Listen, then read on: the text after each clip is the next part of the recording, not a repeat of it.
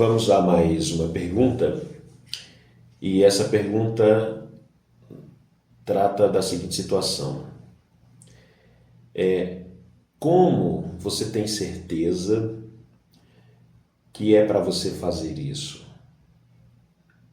Esse é o primeiro ponto. Segundo, quem te deu a autorização ou quem te concede a autorização ou a autonomia e quem investe você de determinada autoridade, seja no campo físico, material ou espiritual, para proceder com tal movimento, atitude. Bom, veja que são várias perguntas dentro de uma só indagação. E eu gostaria de acrescentar, inclusive, mais alguns questionamentos para ampliar, então, o sentido dessa reflexão.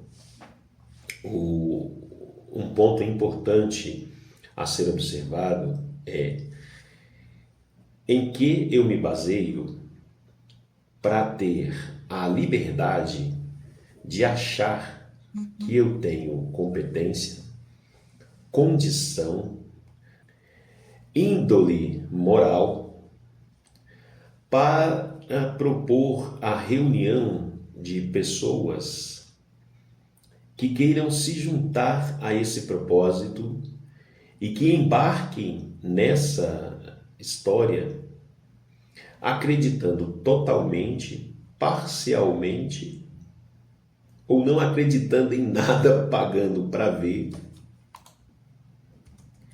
Então, eu gostaria de fazer uma reflexão sobre essa indagação composta por todos esses questionamentos que cabem numa pergunta só. Primeiro, antes de tudo, é importante entender do que se trata o movimento. Que movimento é esse que está surgindo, ou que movimento é esse que eu estou criando ou propondo a ser criado?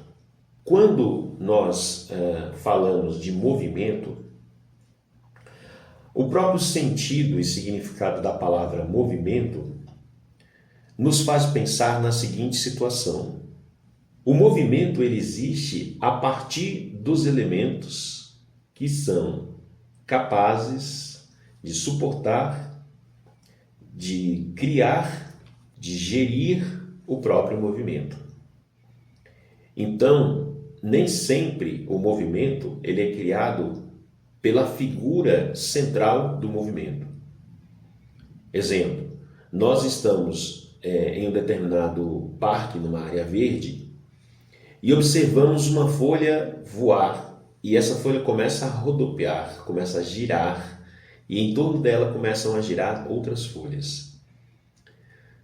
Não podemos dizer que essa folha, que é a figura central daquele ponto de observação que está diante de nós, que ela é responsável por criar o movimento.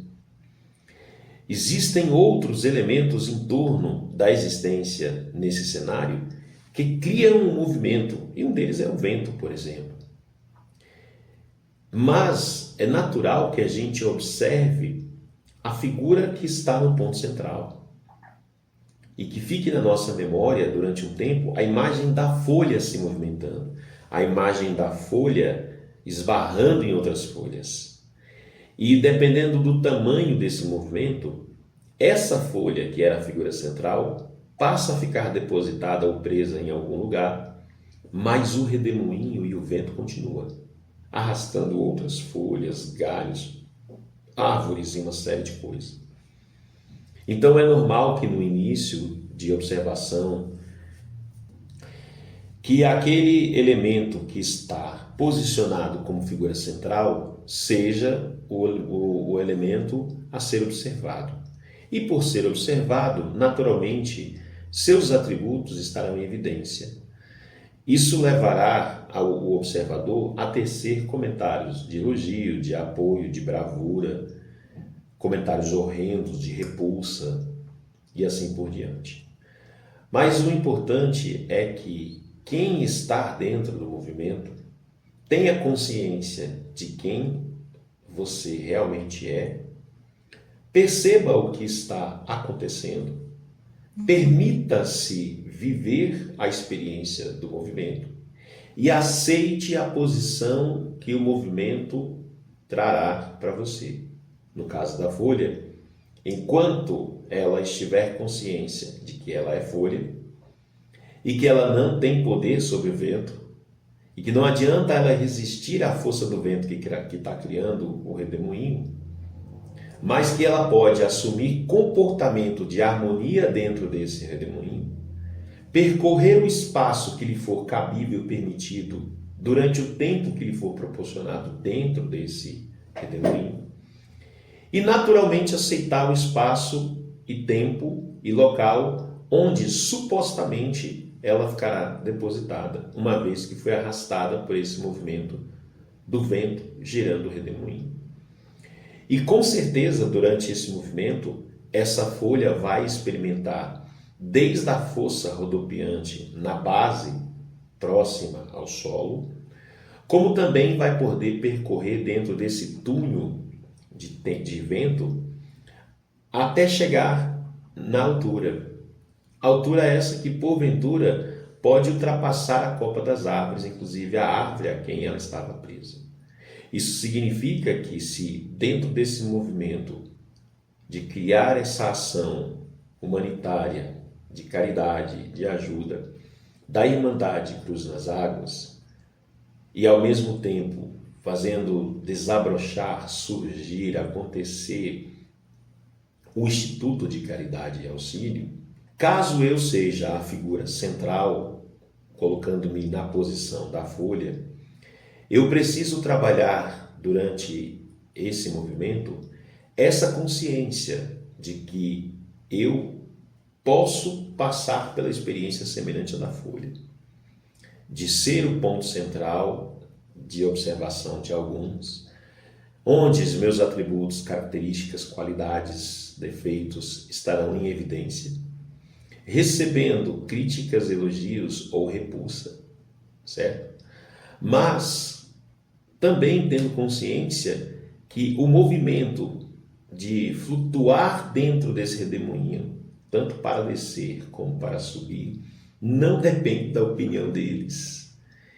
E caso eu me permita viver essa experiência, conhecer então a sensação das alturas, tendo ainda a consciência de que, como a folha, eu posso ser depositado em um cantinho, uma palavra em espanhol que define isso, em um rincón, e que lá ficarei. Alguém pode observar e dizer, mas isso não é perigoso, Jairo? Claro que é perigoso, entende?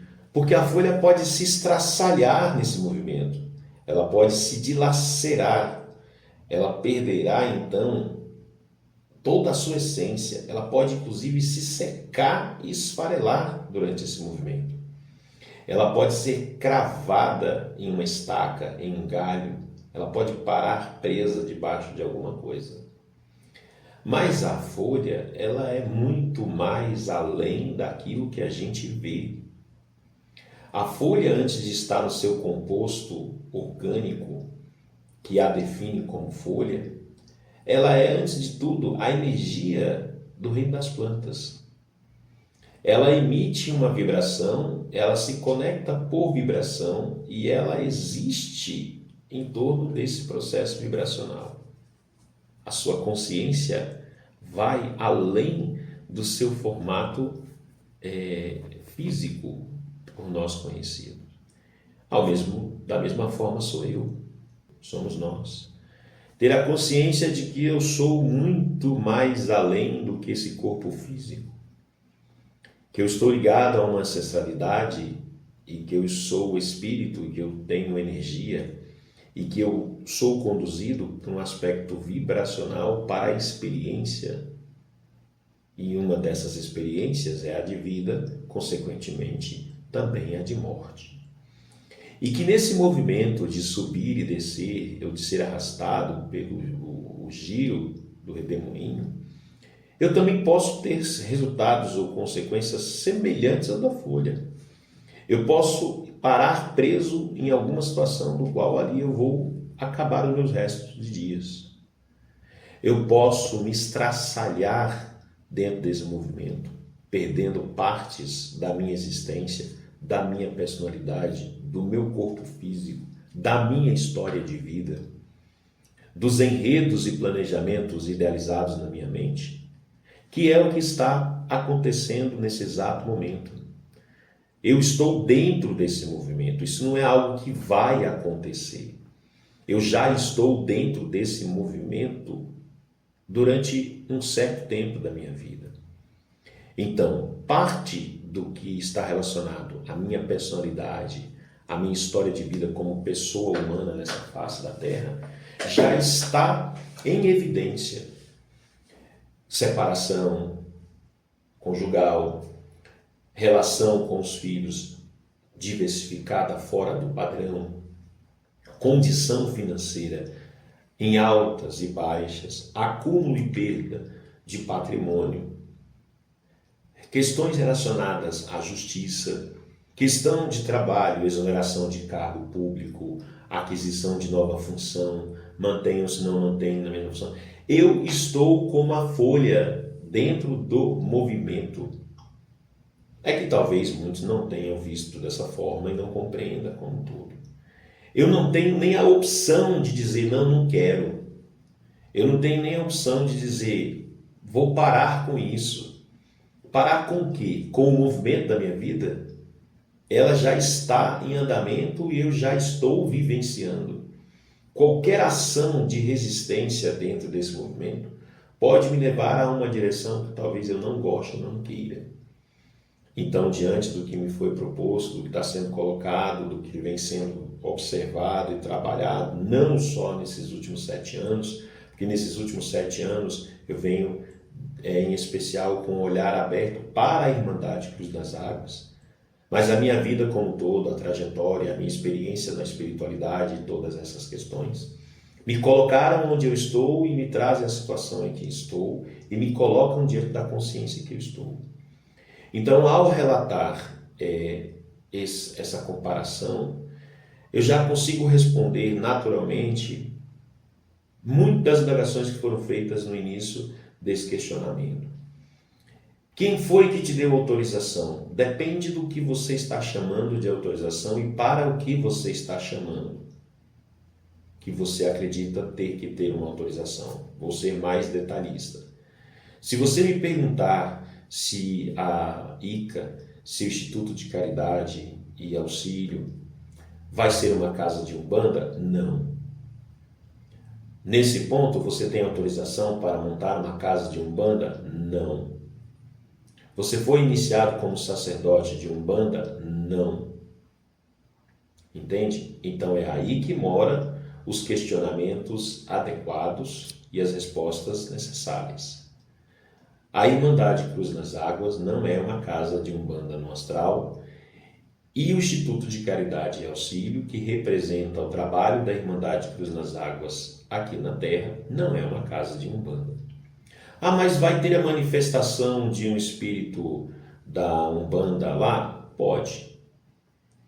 Em que termos e condições? De acordo com aqueles que nós estabelecemos para não ferirmos os princípios em respeito à religião da Umbanda, por exemplo, e em respeito também às nossas condições. Então, possivelmente, dentro da Irmandade Cruz das Águas, representada pelo Instituto de Caridade e Auxílio aqui na Terra, não vai acontecer uma gira de Umbanda aberta e iniciada por mim, a não ser que eu passe por um processo de iniciação ritualística e receba as condições para ser um sacerdote de Umbanda, que é algo que eu acho que não vai acontecer. Pelo menos assim eu penso. O meu caminho, a minha desenvoltura mediúnica na casa de Umbanda onde eu estou e nas casas de Umbanda que talvez eu venha frequentar, essa vai continuar porque está ligada à minha vida. Eu preciso disso enquanto pessoa. Meu espírito, minha alma tem essa caminhada, que isso não tem nada a ver uma coisa com a outra, que não impede a desenvoltura desses papéis nesses espaços. Cabe a mim conciliar o tempo da semana, da noite, da madrugada, dos dias, para conciliar essas ações dentro desse movimento, dentro desse espaço de vida. É notório que em alguns momentos haverá mais dedicação da minha pessoa ao movimento do Instituto de Caridade e Auxílio do que à casa de Umbanda a qual específico, mas não significa que eu largarei ou deixarei de frequentá-la e de trabalhar nela também, diga-se de passagem. Então, essa questão de quem te autoriza, quem te permite, quem te revestiu de certa autoridade, ela precisa ser específica, precisa levar em consideração todo o cenário e toda a situação contextual em que está sendo feita. Então, é importante saber que as ferramentas, as técnicas, a composição ritualística dos movimentos e ações do Instituto de Caridade e Auxílio podem estar contaminados, influenciados e emparelhados em muito do que eu conheço na minha trajetória de vida.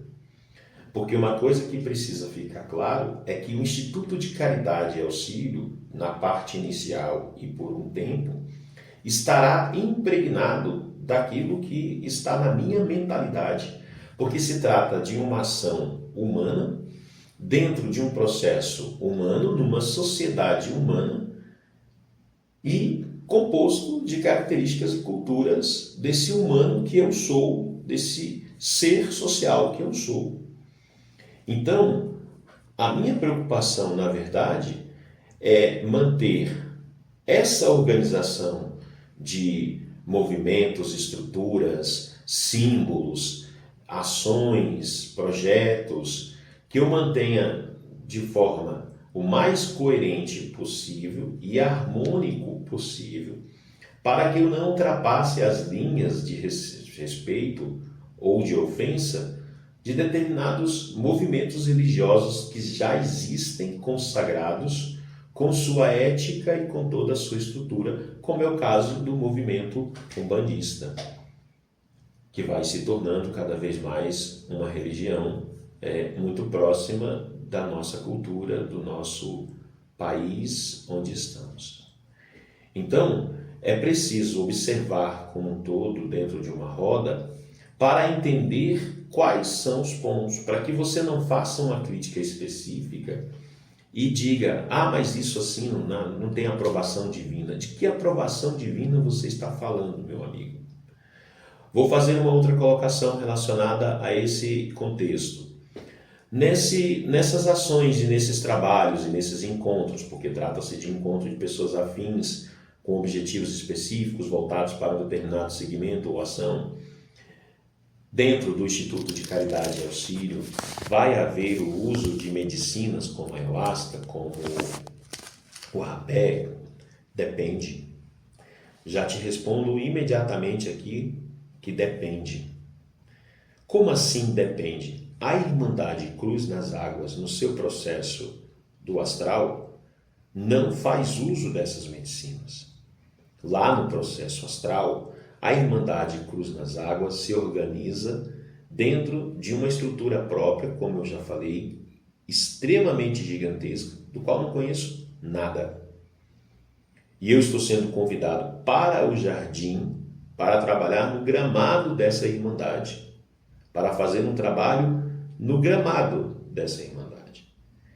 Então, o que acontece é o seguinte: no Instituto de Caridade e Auxílio, dentro da minha consciência e minha trajetória como ser humano, sendo uma pessoa que conhece e faz uso das medicinas, como a ayahuasca, como a jurema e até o rapé, é provável que em algum momento, no que diz respeito ao estudo, à formação mediúnica, à organização dessa equipe que estará constituindo o Instituto de Caridade e Auxílio, também será proposto a abertura de um estudo fazendo uso dessa ferramenta. Para tal, é preciso observar que estarei apoiado e buscando amparo e apoio de quem já faz o uso da medicina, de quem já faz o preparo da medicina. E é possível que também não seja eu o único ministro ou que venha ministrar a medicina. O mais provável é que pessoas, líderes de outro movimento, com um tempo de andança, com um tempo de existência, que já faz o trabalho, seja parceiro ou convidado a ministrar o trabalho dentro de um estudo específico voltado para uma finalidade, que às vezes é um pouco diferente daquilo que ele já faz lá dentro do templo de Umbanda ou dentro da casa do Daime e assim por diante. Um outro exemplo relacionado a isso. A pessoa trabalha com terapias holísticas, tem um atendimento, faz estudo dos cristais, faz aplicação de reiki, faz, por exemplo, uso de oráculos como a carta, o baralho. Vai existir isso dentro do Instituto de Caridade e Auxílio? Pode existir.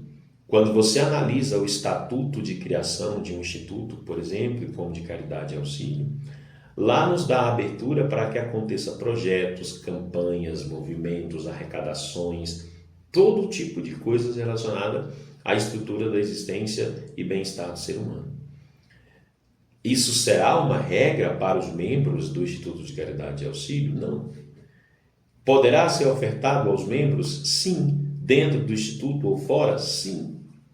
Tudo a depender da condição e estrutura organizacional que o Instituto venha a ter para fazer a acomodação dessas atividades, lembrando, mantendo sempre o respeito à hierarquia, à existência, às normativas regulamentares, não somente civis, mas do próprio movimento ou da própria religião ou do próprio ato que trabalha com essas questões. Não adianta eu abrir, por exemplo, um jogo de cartas se eu não conhecer os oráculos, se eu não souber a sua origem, se eu não souber comunista, se eu não respeitar a ética, se eu não respeitar a existência do oráculo, que já é muito, muito, muito, muito antigo.